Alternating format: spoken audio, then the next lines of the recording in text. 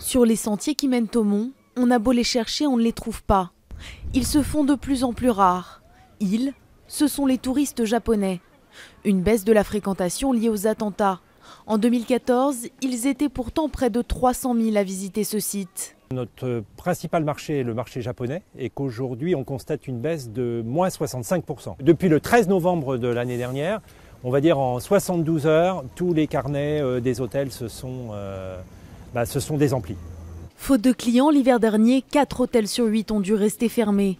Même l'abbaye, monument historique du Mont-Saint-Michel, pourrait souffrir de cette chute de la clientèle japonaise. Tous les dons sont les bienvenus. On espère évidemment que les groupes vont revenir, donc on garde espoir, on reste toujours optimiste. Mais effectivement, on va probablement devoir faire des choix, peut-être dans les budgets plus tard. Pour ces petits magasins, le constat est le même.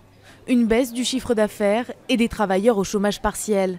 Dans cette boutique de souvenirs, le gérant avait tout mis en œuvre pour attirer les acheteurs japonais. Il y a 2 ans, on a engagé une petite japonaise, Yoko, qui est très gentille pour justement faire entrer les Japonais dans le magasin. Cette année, elle s'ennuie.